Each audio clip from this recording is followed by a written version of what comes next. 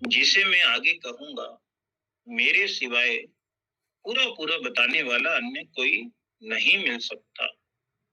इसका कारण क्या है, इसे भगवान आगे के श्लोक में बताते हैं। नामे विदुः सुरगणः। हाँ जी। हाँ हाँ अजय भाई जी थोड़ा सा। हाँ, अच्छा बोल रहे हो ना। हाँ ये जो डॉक्टर साहब प्रणाम, ये पर हाँ परिशिष्ट भाव के पहले एक लाइन है, थोड़ा सा इसका भाव, चूंकि श्लोक की व्याख्या पूरी हो चुकी है तो थोड़ा सा अपने अनुभव से इस बात को बता दें हम लोगों को।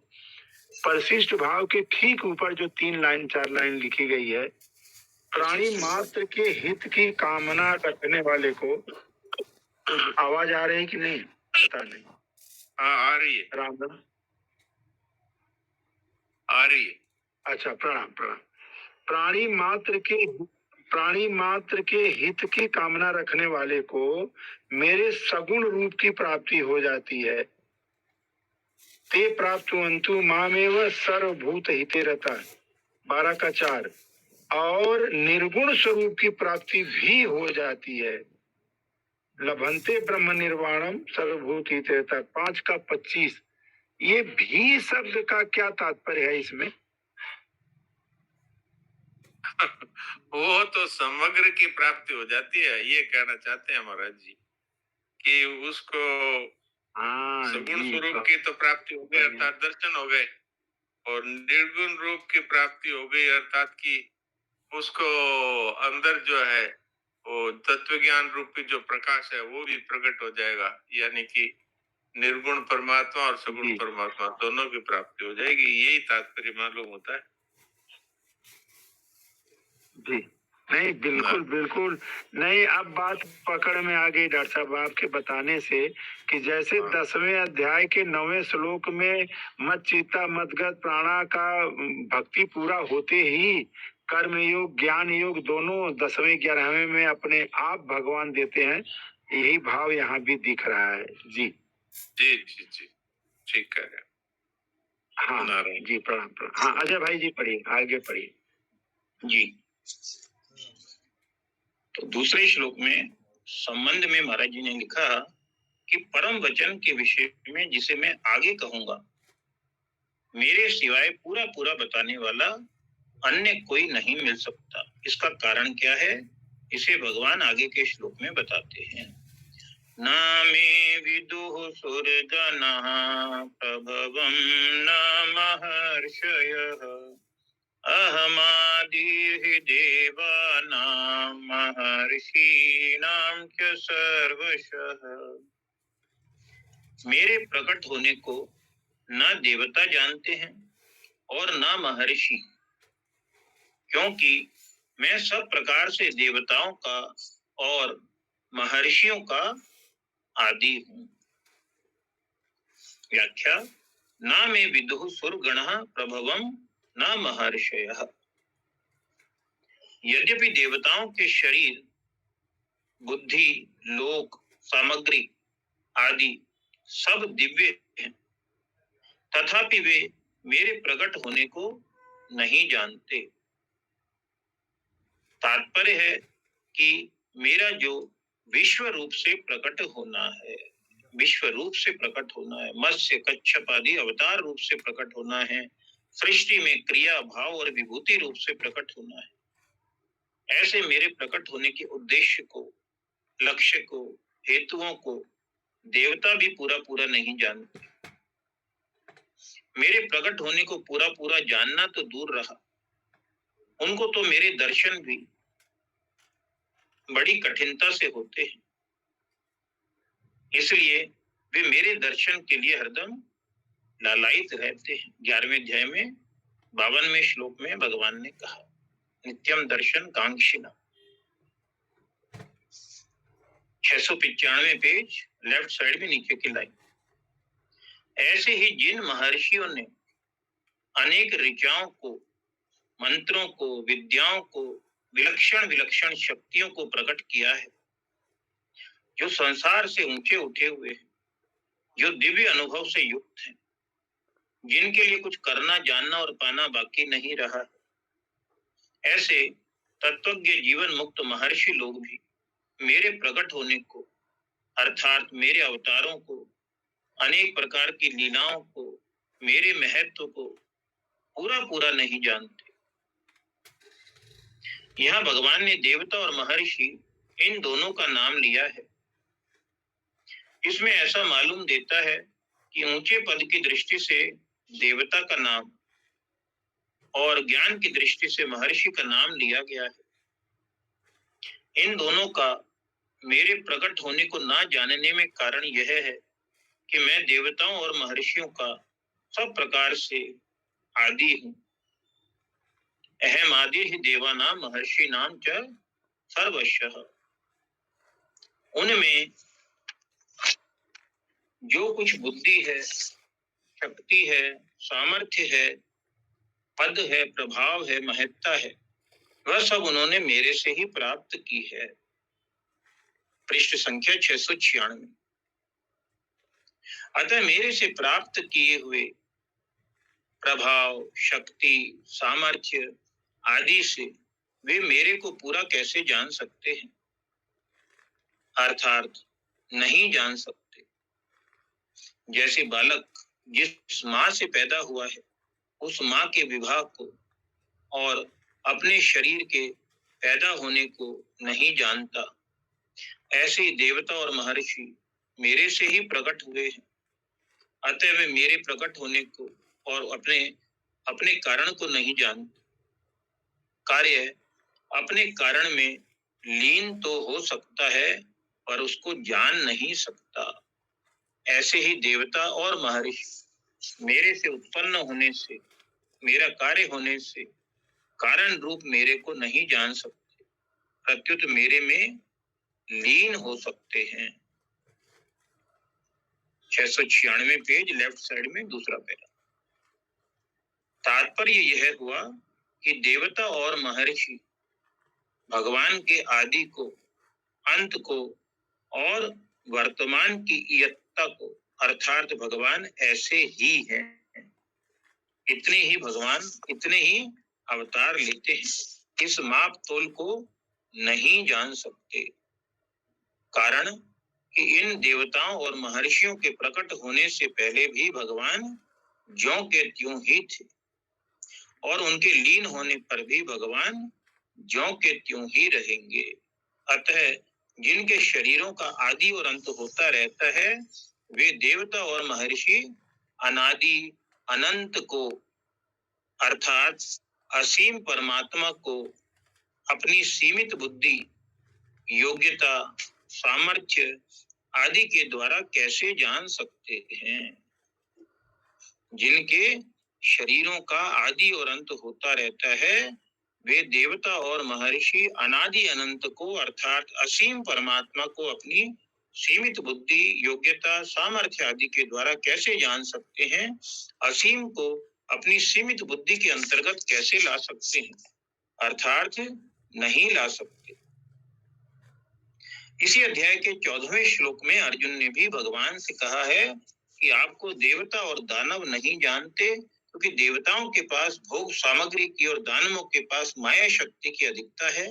तात्पर्य है कि भोगों में लगे रहने से देवताओं को मेरे को जानने के लिए समय ही नहीं मिलता और माया शक्ति से छल कपट करने से दानव मेरे को जान ही नहीं सकते। छल कपट।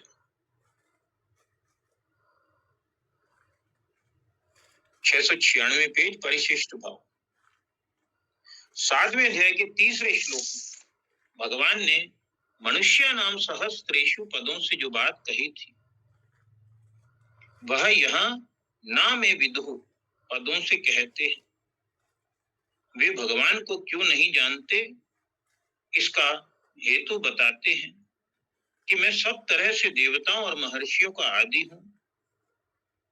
7वें अध्याय के 26वें श्लोक में भी भगवान ने कहा है कि भूत, भविष्य और वर्तमान के सब प्राणियों को मैं जानता हूं पर मेरे को कोई नहीं जानता। इसलिए अर्जुन ने भी आगे 14वें 15वें श्लोकों में कहा है कि आपको न देवता जानते और न दानव ही जानते हैं, प्रत्युत आप स्वयं ही अपने आप से अपने आप को जानते हैं। इस श्लोक में भगवान ने राजगुह्य बात कही है। भगवान विद्या, बुद्धि, योग्यता, सामर्थ्य आदि से जानने में नहीं आते,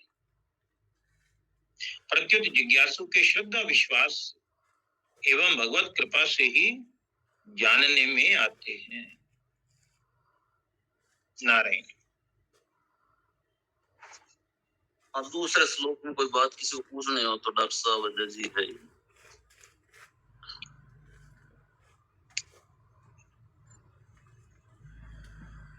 डॉक्टर आप बताओ सार रूप से, एक बार पूछना ही रहे फिर पूछ लें। हाँ, तो इसमें नारायण नारायण सबको प्रणाम। इसमें मूल बात ये आई है कि भगवान को कोई जान नहीं सकता, मान सकता है।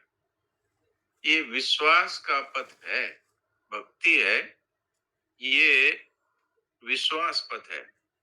ज्ञान है, ये विचार पथ है। और कर्मयोग है, ये सेवा का पथ है। तो इसमें महर्षि नहीं जान सकते, देवता नहीं जान सकते। इसमें एक कारण ये भी भगवान ने बताया है कि मैं इन सब का आदि हूं, अर्थात ये सब मेरे से ही पैदा हुए। तो जैसे एक पुत्र है, वो माँ को नहीं जान सकता, वो मान सकता है, ऐसे ही हम लोग भी, हमारे लिए भी यही बात सिद्ध होती है। देवताओं महर्षियों की तो बात कही दी भगवान ने, पर हमारे लिए भी यही बात सिद्ध होती है, क्योंकि हम सबको भी भगवान ने बनाया है। तो भगवान सबके कारण है, हम सब उनके कार्य हैं। तो कार्य वो अपने कारण में लीन तो हो सकता है, पर उसको जान नहीं सकता। तो ऐसे ही देवता महर्षि है, वैसे ही हम लोग भी हैं। हाँ, देवता और महर्षियों में कुछ विशेष शक्तियां हैं जो हमें नहीं है, पर उनकी बुद्धि भी सीमित है, उनकी योग्यता, सामर्थ्य सब सीमित है। क्यों कि जिनसे पैदा हुए हैं उनसे तो वो कमजोर ही होंगे। ये भगवान बात कर रहे हैं। तो हमारे लिए भी ये बात है। लेकिन तुलसीदास जी महाराज ने कहा है, सो जानव दे जे जे दे जनाई। भगवान जिस पे कृपा करते हैं वो यत्किंचित भगवान को किसी अंश में जान पाते हैं। नहीं तो भगवान को मानना ही सबके लिए उपयोगी है। नारायण नारायण। तो डॉक्टर साहब इधर वो कहते हैं देवता हरदम लालायित रहते हैं दर्शन को, और उधर इतने लालायित रहते हैं फिर भी वो भोगों के कारण उनको वो नहीं जान सकते, इसलिए है क्या, क्या अर्थ है उसका? हाँ, इसका अर्थ यही है कि वो उनके पास इतनी भोग सामग्री है कि वो उसी में फंसे रहते हैं। और लालायत की तो बात ही है, जैसे हम लोग भी भोगों में फंसे हुए हैं, लेकिन सत्संग के प्रभाव से हम लोग भी कह देते हैं कि भगवान के दर्शन चाहते हैं हम। ऐसे वो भी ये कह देते हैं कि भगवान के दर्शन चाहते हैं। पर कठिनता क्या है? कठिनता ये है कि केवल भगवान को नहीं चाहते, हम लोग भी अनन्य भाव नहीं है, इसलिए हमारे लिए भी वो दर्शन कठिन है। लेकिन वो अगर अनन्य भाव हो जाए तो भगवान तैयार बैठे हैं कलयुग के जीवों के लिए। तो भाई जी कहते थे कि भगवान तो मरे मिरणताई। पर बात यह है कि क्या हम भगवान के लिए अनन्य भाव रखते हैं कि हमें चाहे सब, चाहे ये शरीर चला जाए, चाहे परिवार सारा समाप्त हो जाए, चाहे सब कुछ मिट जाए, हमें तो परमात्मा चाहिए। तो भगवान मिल जाते हैं केवल अनन्यता के कारण। अब देवताओं को भी जो जो वास्तव में जो अनन्य भाव से चाहते हैं, वो तो चाहे कोई भी हो सबको मिल सकते हैं।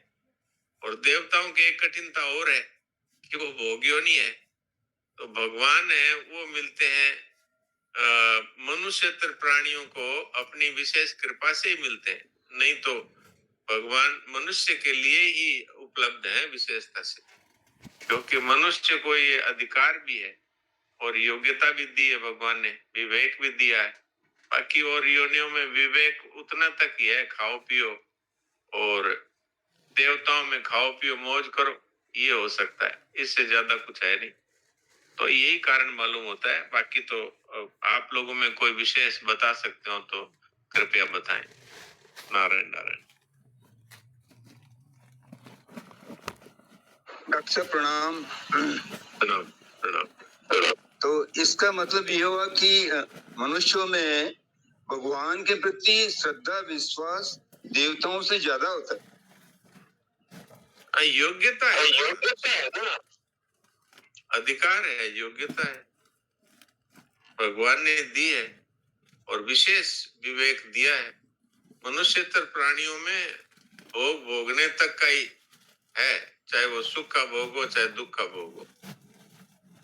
नरकों में दुख का भोग है, स्वर्ग में सुख का भोग है, और जितनी भी पशु पक्षी आदि योनियां हैं इनमें दुख सुख का भोग ही है। इनको कर्म करने की स्वतंत्रता भी नहीं है, ये बात जी। ठीक है।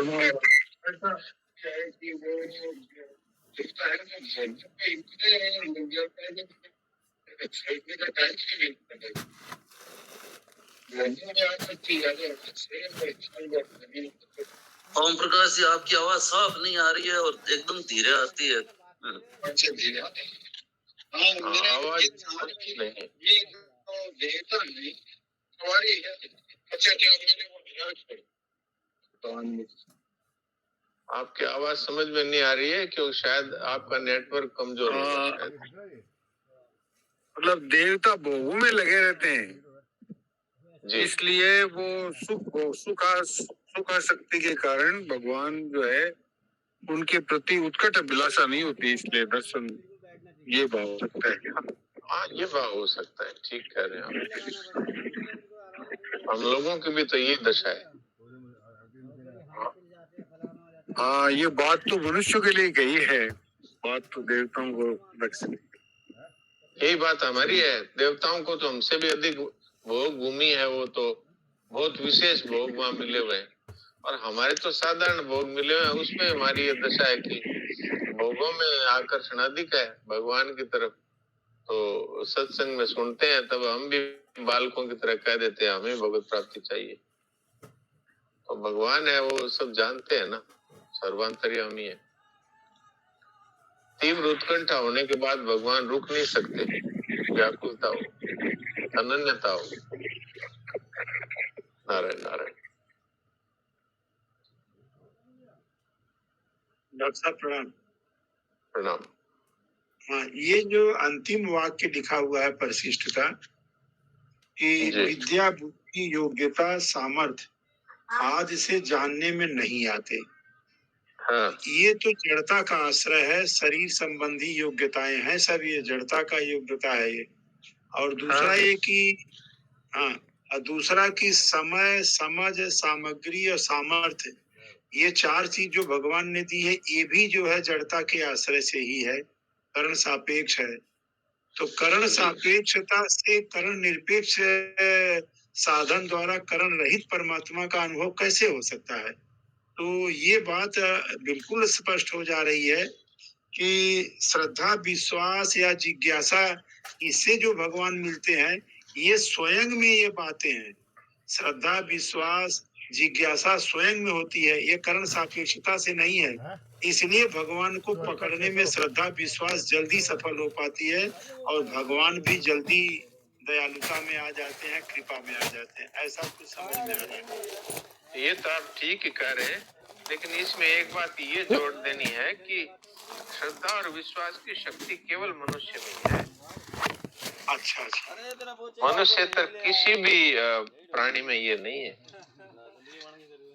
श्रद्धा और विश्वास मनुष्य में ही है शक्ति। आप कुत्ते को बिल्ली को नहीं समझा सकते कि तुम श्रद्धा करो विश्वास करो। पहले तो भगवान का अस्तित्व ही मानने की सामर्थ्य मनुष्य मात्र में है, और किसी में अस्तित्व मानने की भी सामर्थ्य नहीं।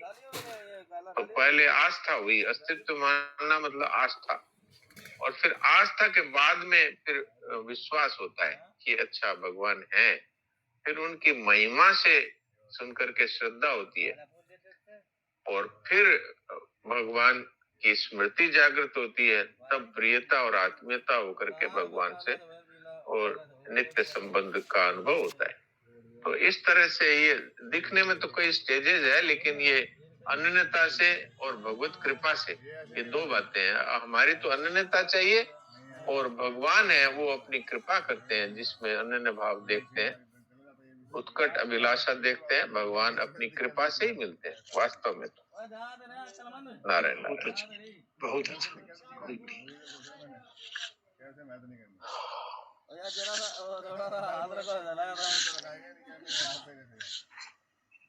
और हाँ जी। किसी का कोई प्रश्न? हाँ, प्रश्न हो तो हाँ तो जी एक बार श्लोक शुरू करें, फिर अभी कोई प्रश्न तो है नहीं सकता है। हाँ तो करिए।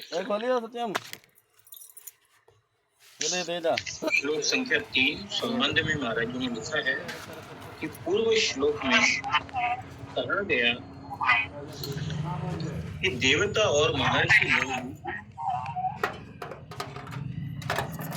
सत्यनारायण जी आप अपना माइक बंद करिए। नारायण नारायण सत्यनारायण जी बाई थी और भगवान की रेख है।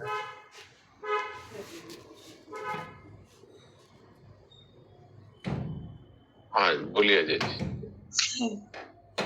तो तीसरे श्लोक के संबंध में महाराज जी ने लिखा कि पूर्व श्लोक में कहा गया कि देवता और महर्षि लोग भी भगवान के प्रकट होने को सर्वथा नहीं जान सकते, तो फिर मनुष्य भगवान को कैसे जानेगा और उसका कल्याण कैसे होगा? इसका उपाय आगे के श्लोक में बताते हैं। यो मामजमनादिं च वेत्ति लोकमहेश्वरम् असम्मूढः समर्थ्येषु सर्वपापैः प्रमुच्यते। जो मनुष्य मुझे अजन्मा, अनादि और संपूर्ण लोकों का महान ईश्वर जानता है, अर्थात दृढ़ता से संदेह रहित स्वीकार कर लेता है। जो मनुष्य मुझे अजन्मा, अनादि और संपूर्ण लोकों का महान ईश्वर जानता है, अर्थात दृढ़ता से संदेह रहित स्वीकार कर लेता है, वह मनुष्यों में ज्ञानवान है और वह संपूर्ण पापों से मुक्त हो जाता है। व्याख्या। यो माम जमनादिम च वेत्ति लोक महेश्वरम। पीछे के श्लोक में भगवान के प्रकट होने को जानने का विषय नहीं बताया है। इस विषय को तो मनुष्य भी नहीं जानता, पर जितना जानने से मनुष्य अपना कल्याण कर ले, उतना तो वह जान ही सकता है। वह जानना अर्थात मानना यह है कि भगवान अज अर्थात जन्म रहित हैं, वे अनादि हैं, अर्थात यह जो काल कहा जाता है जिसमें आदि अनादि शब्दों का प्रयोग होता है, भगवान उस काल के भी काल हैं। उन कालातीत भगवान में काल का भी आदि और अंत हो जाता है। भगवान संपूर्ण लोकों के महान ईश्वर हैं, अर्थात स्वर्ग, पृथ्वी और पाताल रूप जो त्रिलोकी है, तथा उस त्रिलोकी में जितने प्राणी हैं और उन प्राणियों पर शासन करने वाले अलग अलग अधिकार प्राप्त जितने ईश्वर मालिक हैं, उन सब ईश्वरों के भी महान ईश्वर भगवान हैं। भोक्तारम यज्ञ सप्ताम सर्वलोक महेश्वर सुहृदम सर्वभूतानां, 5:29 में भगवान ने कहा। उन सब ईश्वरों के भी महान ईश्वर भगवान हैं। इस प्रकार जानने से अर्थात श्रद्धा विश्वास पूर्वक दृढ़ता से मानने से, जानना माने श्रद्धा विश्वास पूर्वक दृढ़ता से मानना, मानने से मनुष्य को भगवान के अज अविनाशी और लोक महेश्वर होने में कभी किंचन मात्र भी संदेह नहीं होता। पृष्ठ संख्या 697 लेफ्ट साइड में, असम्मूढ़ समर्थ्येषु सर्व पापै प्रमुच्यते। भगवान को अज अविनाशी और लोक महेश्वर जानने से मनुष्य पापों से मुक्त कैसे होगा? भगवान जन्म रहित हैं, नाश रहित हैं, अर्थात उनमें कभी किंचन मात्र भी परिवर्तन नहीं होता। वे अजन्मा तथा अविनाशी रहते हुए ही सबके महान ईश्वर हैं। अजोपि सन्नव्यात्मा भूतानामीश्वरोपि सन्। वे सब देश में रहने के नाते यहाँ भी हैं, सब समय में होने के नाते अभी भी हैं, सबके होने के नाते मेरे भी हैं, और सबके मालिक होने के नाते मेरे अकेले के भी मालिक हैं। इस प्रकार दृढ़ता से मान ले, इसमें संदेह की गंध भी न रहे। साथ ही साथ यह जो क्षण मंगू संसार है, जिसका प्रतिक्षण परिवर्तन हो रहा है और जिसको जिस क्षण में जिस रूप में देखा है, उसको दूसरे क्षण में उस रूप में दोबारा कोई भी देख नहीं सकता, क्योंकि वह दूसरे क्षण में वैसा रहता ही नहीं। इस प्रकार संसार को यथार्थ रूप से जान ले। जिसने अपने सहित सारे संसार के मालिक भगवान को दृढ़ता से मान लिया है और संसार की क्षण भंगुरता को तत्व से ठीक जान लिया है, उसका संसार में मैं और मेरा पन रह ही नहीं सकता। अहंता और ममता दोनों समाप्त। उसका संसार में मैंपन और मेरापन रह ही नहीं सकता, प्रत्युत एकमात्र भगवान में ही अपनापन हो जाता है। तो फिर वह पापों से मुक्त नहीं होगा तो और क्या होगा? ऐसा मूर्ता रहित मनुष्य ही भगवान को तत्व से अज अविनाशी और लोक महेश्वर जानता है, और वही सब पापों से मुक्त हो जाता है। उसके क्रियमाण संचित आदि संपूर्ण कर्म नष्ट हो जाते हैं। मनुष्य को इस वास्तविकता का अनुभव करने की आवश्यकता है, केवल तोते की तरह सीखने की आवश्यकता नहीं। तोते की तरह सीखा हुआ ज्ञान पूरा काम नहीं देता। पृष्ठ संख्या 697, राइट साइड में दूसरा पैरा। असंमूढ़ता क्या है? संसार शरीर किसी के भी साथ कभी रह नहीं सकता, तथा कोई भी संसार के साथ कभी रह नहीं सकता, और परमात्मा किसी से भी कभी अलग हो नहीं सकते, और कोई भी परमात्मा से कभी अलग हो नहीं सकता। यह वास्तविकता है। इस वास्तविकता को ना जानना ही सम्मूढ़ता है, और इसको यथार्थ जानना ही असम्मूढ़ता है। यह असम्मूढ़ता जिसमें रहती है वह मनुष्य असम्मूढ़ कहा जाता है। ऐसा असम्मूढ़ पुरुष मेरे सगुण निर्गुण साकार निराकार रूप को तत्व से जान लेता है, तो उसे मेरी लीला रहस्य प्रभाव ऐश्वर्य आदि में किंचित मात्र भी संदेह नहीं रहता। नारायण नारायण। इस सम्मूढ़ता और असम्मूढ़ता का थोड़ा डिफरेंस बताना, कोई उदाहरण देके। नारायण नारायण। डॉक्टर साहब प्रणाम। अभी डॉक्टर साहब आप बताओ। नहीं अजय जी आप बताइए। नहीं, जो बात बिल्कुल लिखी है अभी महाराज जी ने जो बात बोली है वही ऐसी बात है, उसमें अलग से कुछ बात कहने की है नहीं। कि असंभूर्णता क्या है, अभी लास्ट पैराग्राफ में जो महाराज जी ने बताया ना, देखो उसके आगे पीछे कुछ जरूरत नहीं है अपने को। कि संसार शरीर किसी के भी साथ कभी रह नहीं सकता, तथा कोई भी संसार के साथ कभी रह नहीं सकता। ये अपने अनुभव की बात अपन देखें। और परमात्मा किसी से कभी भी अलग नहीं हो सकते, और कोई भी परमात्मा से कभी अलग नहीं हो सकता। ये वास्तविकता है। तो इस वास्तविकता को ना जानना ही सम्मूढ़ता है। तो ना जानना माने ना मानना, अपने जानते हुए भी नहीं मानना।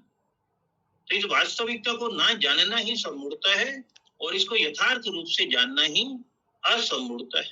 ये बात बिल्कुल। अब इसमें कोई संदेह हो तो बोलिए। संदेह नहीं, शब्द थोड़े से नए, मतलब सम्मूढ़ता और असम्मूढ़ता मतलब समझदारी बताया है क्या? हाँ, मूर्खता और समझदारी, यूं समझ लो। ठीक है नारायण। ये तो मूर्खता ही है कि हम हमारे सामने सब कुछ नष्ट हो रहा है और फिर भी उसको सदा रहने वाला मानते हैं।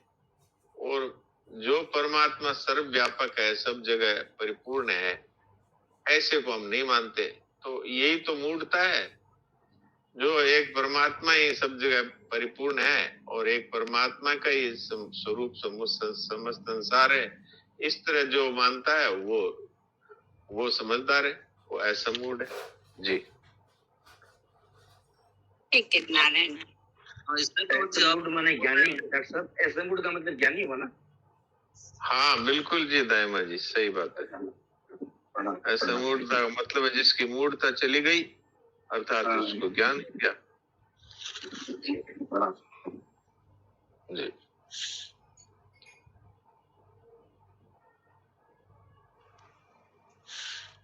परिशिष्ट भाव।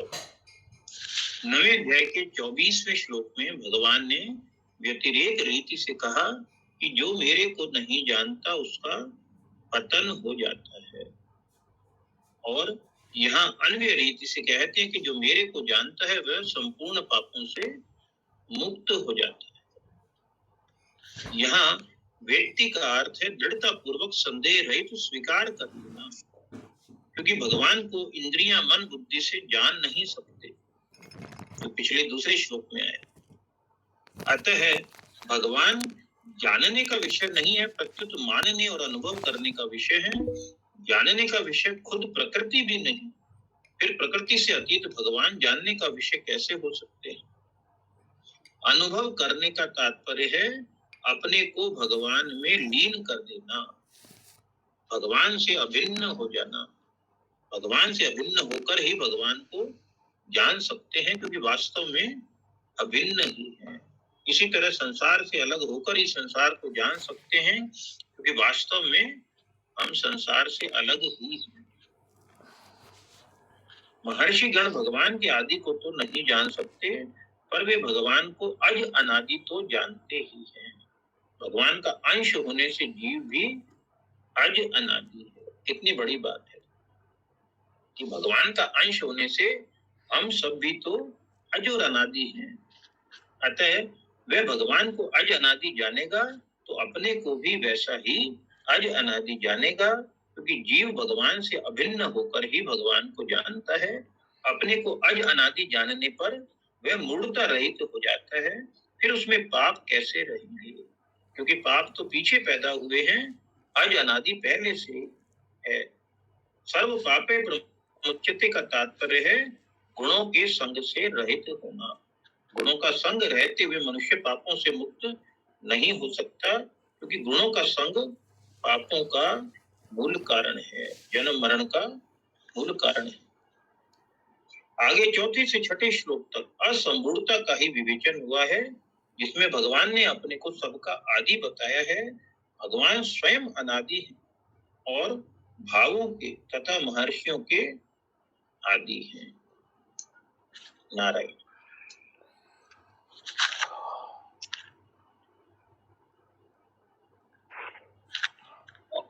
हाँ जी, इस श्लोक में कोई बात किसी को पूछनी हो तो।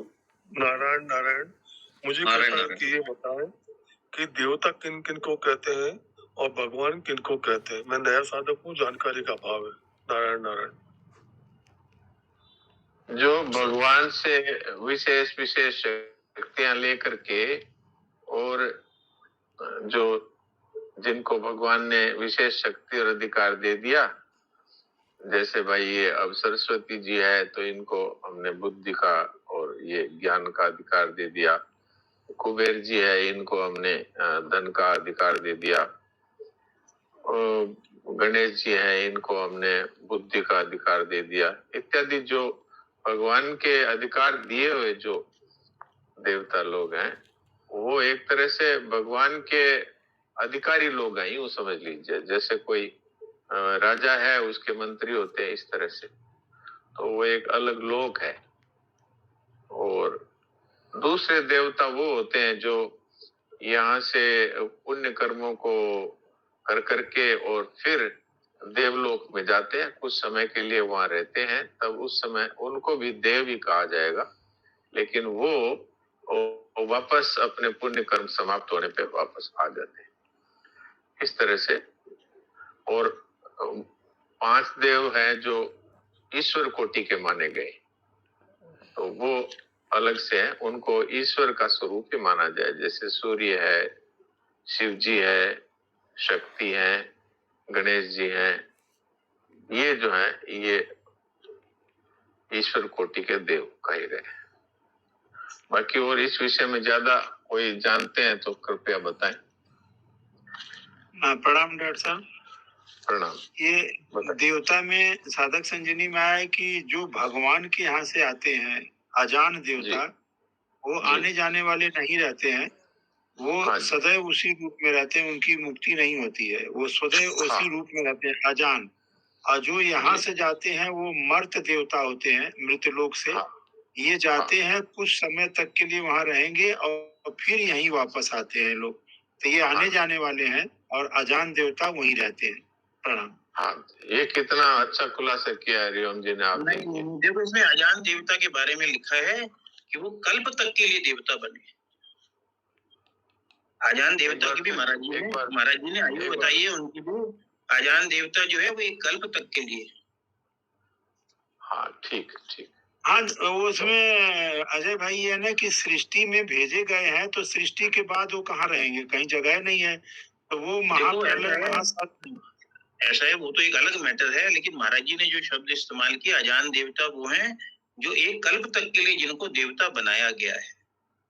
अच्छा, तो वो पाप पुण्य के हिसाब से नहीं है कि भाई मर्त्य देवता तो क्या उनके पुण्य क्षीण होंगे, तो उनको तो कब क्षीण होंगे, कब वापस जाना पड़ेगा, वो तो उनका कुछ पता नहीं है। लेकिन अजान देवताओं की आयु समझो, देवता की आयु जो है वो सीमित कर रखी है कि ब्रह्मा जी का एक दिन एक कल्प के लिए ऐसा जो है पड़ा हुआ है।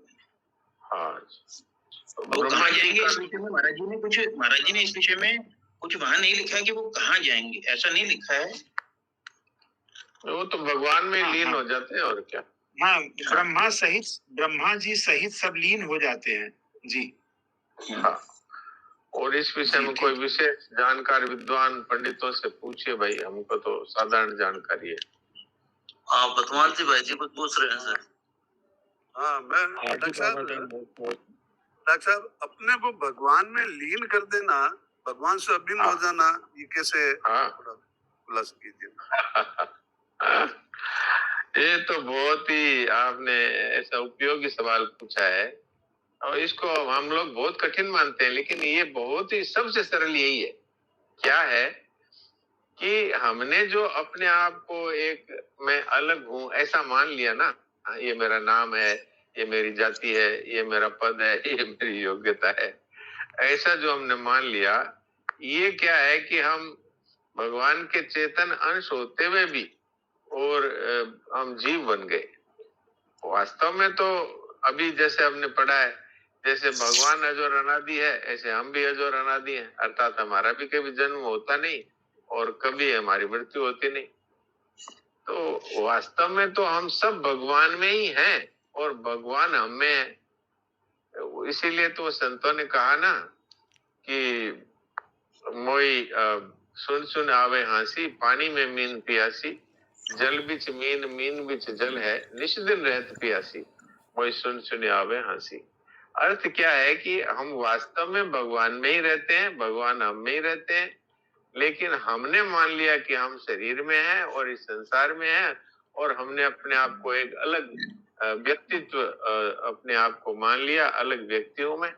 इसलिए भगवान से हम अपने आप को अलग अनुभव करते हैं, नहीं तो हम तो भगवान में ही लीन है। अभी जैसे ही ये अलग व्यक्तित्व को छोड़ा तो भगवान के सिवाय हमारी क्या सत्ता है बताइए।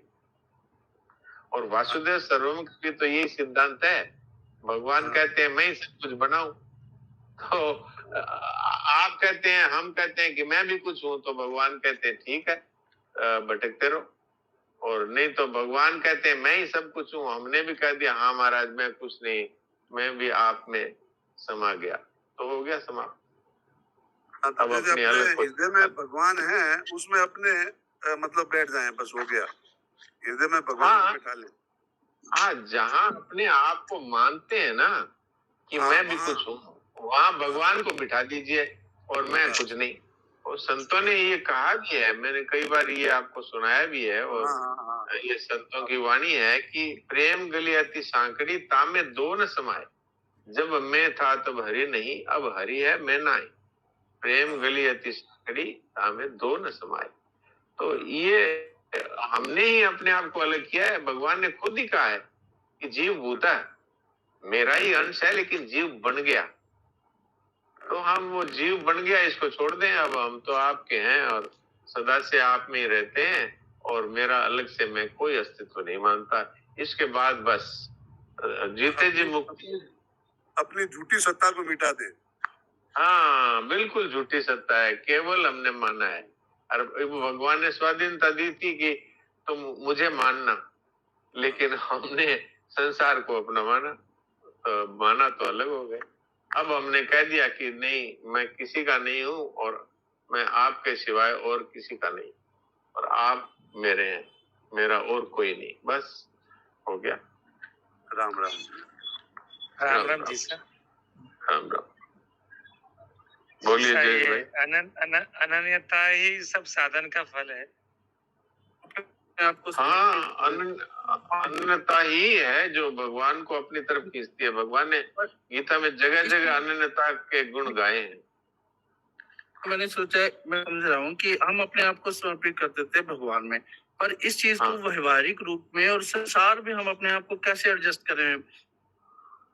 नहीं तो आप ये बताइए कि जैसे एक इंजन चल रहा है, इंजन चलता है, उसमें डीजल भरा हुआ है और पटरी पर चल रहा है, तो वो इंजन है, उसमें से अगर ड्राइवर कूद जाए तो वो पटरी पर जब तक डीजल है चलता रहेगा कि नहीं? बोलिए अनिल गांधी जी। क्या हुआ आपको? जी जी नारायण जी, ऐसा है ना जी, ड्राइवर तो चलाता है इंजन को जी। मैं समझ नहीं पाया, ये सवाल समझ नहीं पाया। नहीं, मैं ये कह रहा हूँ कि जैसे एक इंजन पटरी पर चल रहा है और वो पटरी पर चलेगा जब तक उसमें डीजल है, तो वो चलेगा कि नहीं पटरी पटरी? अगर डीजल खत्म हो गया तो फिर इंजन भी रुक जाएगा। हाँ, अच्छा सुनिए ना, मैं आगे बताता हूँ। हमारे अंदर ये प्राण रूपी डीजल है और हम बने हैं इसके ड्राइवर, इस इंजन के, और हम यदि कह दें कि मैं कुछ नहीं हूँ, एक भगवान ही है, तो इसको अपने आप भगवान चलाएंगे कि नहीं चलाएंगे? अगर आप मैं हूँ कहते हैं तो क्या आप जीवित रहते हैं? और मैं हूँ नहीं कहे तो क्या मर जाते हैं? हाँ जी, हाँ जी। नहीं, वो तो भगवान तो चलाते हैं जीवन, तो चलाएंगे। लेकिन हाँ, तो लेकिन मैं चला रहा हूँ, मैं ये कर रहा हूँ, मैं ये कर रहा हूँ, इसी को लेकर के हम जीव हैं। यदि हम ये स्वीकार करें कि मैं कुछ नहीं, भगवान ही है, तो बस व्यवहार तो सारा चलता रहेगा, व्यवहार सारा ही चलेगा। जो संत महात्मा है, वो संत महात्माओं का खाना पीना, सोना, चलना फिरना, बातचीत करना क्या बंद हो जाता है? और वहां पर मैं भी कुछ हूँ, ये भावना समाप्त हो गई। वहां मेरी जगह पर भगवान ही सब कुछ कर रहे हैं, तो भगवान ही करते रहते हैं। और अब से और बढ़िया होगा। जैसा हम तो गलतियां भी कर लेते हैं कामना के कारण से, ममता के कारण से। अब न ममता है न कामना है, न आप अहम है।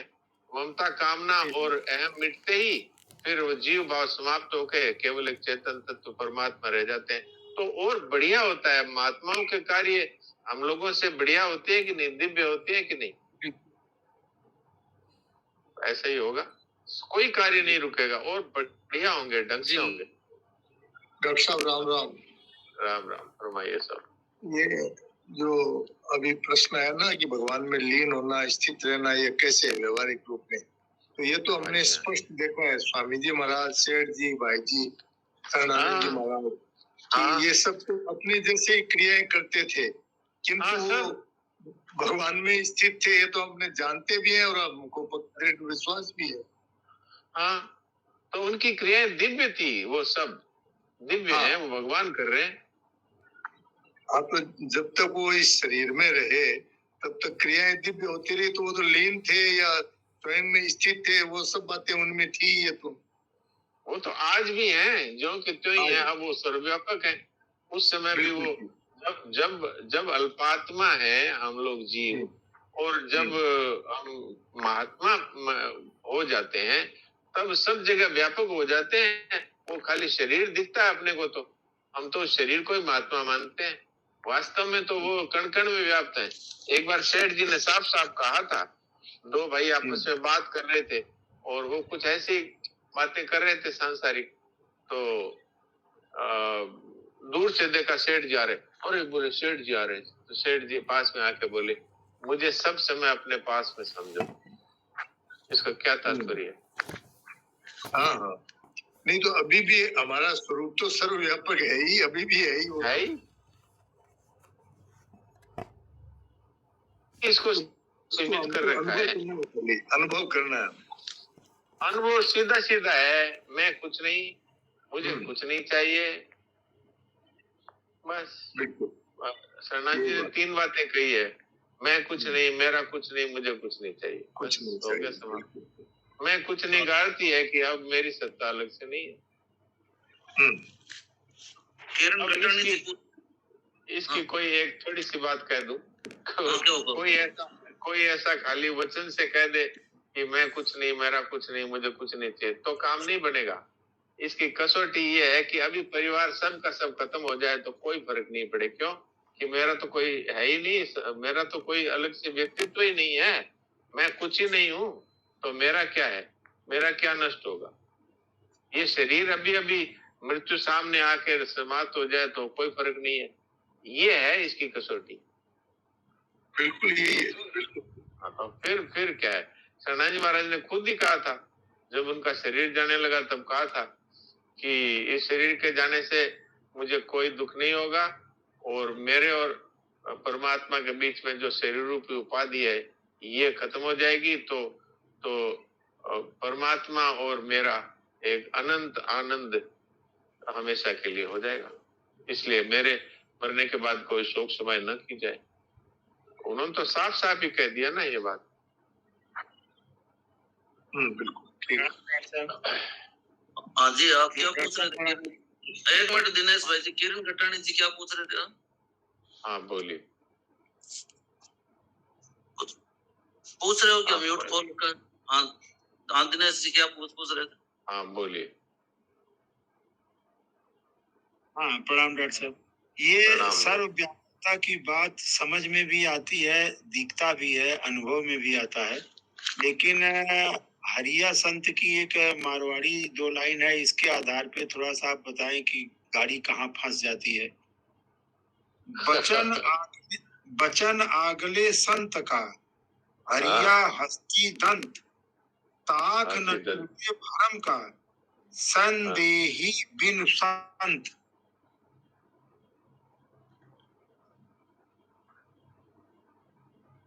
तो ये थोड़ा गंभीर बात है। हाँ। तो इसके लिए कल का समय रखें। अब हाँ जी, कल इसको याद दिलाएंगे हम जी। कल आप याद रखिएगा। इस विषय में अपनी तो बात हुई है, पहले आपको ध्यान हो। हाँ हुई है, लेकिन बीच में स्थिरता नहीं मिलती है, क्योंकि हमारे स्वामी जी के परिकरों में 2-4 लोग और भी हैं, तो वहां भी मैं गया और दंडवत किया, तो स्वामी जी की बात परिकरों में अलग हो जाती है। तो हम लोगों के लिए, अब हम लोग तो देखे नहीं है स्वामी जी को, वाणी का दर्शन, सिद्धांत का दर्शन, कृपा का दर्शन तो होता है, लेकिन जब परिकर कुछ कह देते हैं तब हिल जाते हैं, तो ये दिक्कत आती है। तो कल आप याद रखिएगा इस विषय में फिर बात। हाँ जी जी पक्का। हाँ जी डॉक्टर साहब सुनाओ। हाँ गायत्री जी क्या पूछते हैं? राम राम डॉक्टर साहब, ये सुनने में भी आता है, थोड़ा बहुत लगता है समझ भी आया है, पर है ना जीवन में उतर नहीं रहा है। ये चीज आप कल विस्तार से बताइए, आज तो टाइम हो गया है। मैं कुछ नहीं, मेरा कुछ नहीं है, मेरे लिए कुछ भी नहीं है, ये आप थोड़ा विस्तार से बताएंगे तो शायद अंदर उतरे। हाँ ठीक है, कल आप याद रखिएगा, कल इस विषय में बात करें। ठीक है, राम राम। नारायण नारायण। जन्म लियो वन मरणो पड़सी, मोतड़ी नगारो सिर कूट रे, लाख उपाय करो रे नर कितना, बिना भजन नहीं छूट रे। जन्म लियो वन मरणो पड़सी, मोतड़ी नगारो सिर कूट रे। जम राजा रो आयो रे झूल रो, प्राण पलक में छूट रे। जम राजा रो आयो रे झूल रो, प्राण पलक में छूटे रे, हिचकी हाल हचीड़ो लागे, नाड़ियां तड़ा तड़ टूटे रे, जन्म लियो वन मरणो ही पड़सी, मोतड़ी नगारो सिर कूटे रे। ये महाराज जी इसको खुद गाया करते थे। भाई बंधु कुटुंब कबीलो, राम जी रूठा सब रूठे रे, भाई बंधु कुटुंब कबीलो, राम जी रूठा सब रूठे रे, एक पलक में प्रलय होए जासी, गाल रथी में तन कूटे रे, जन्म लियो वन मरणो ही पड़सी, मोतड़ी नगारो सिर कूटे रे, जीवड़न जमड़ा जब ले चाले, क्रोध कर कर कूटे रे, गुरजारी घमसान मचावे, तुरत ताल वो फूटे रे, गुरजारी घमसान मचावे, तुरत ताल वो फूटे रे, जन्म लियो वन मरणो ही पड़सी, जीवड़न जमड़ा नरक में डाले, कीड़ा कागला चूटे रे, जीवड़न जमड़ा नरक में डाले, कीड़ा कागला चूटे रे, भुगते लो जीव भजन बिन भाई, जमड़ा जुगो जुग कूटे रे, जन्म लियो वन मरणो ही पड़सी, थारी चतुराइया में धूल पड़ेली, करमड़ात काटा थारा फूटे रे, थारी चतुराइया में धूल पड़ेली, करमड़ा काटा थारा फूटे रे, कर्मरो कीट कीचड़ में पड़ियो, बिना भजन नहीं छूटे रे, कर्मरो कीट कीचड़ में पड़ियो, बिना भजन नहीं छूटे रे, जन्म लियो वन मरणो ही पड़सी, राम सुमर ले सुकृत कर ले, मोह बंधन तब टूटे रे, राम सुमर ले सुकृत कर ले, मोह बंधन तब टूटे रे, कहत कबीर सुख चावे रे जीव तू, राम नाम धन लूटे रे, कहत कबीर सुख चावे रे जीव तू, राम नाम धन लूटे रे, जन्म लियो वन मरणो ही पड़सी, मोतड़ी नगारो सिर कूटे रे, लाख उपाय करो रे नर कितना, बिना भजन नहीं छूटे रे, जन्म लियो वन मरणो ही पड़सी। नारायण नारायण। बहुत ही सुंदर, बहुत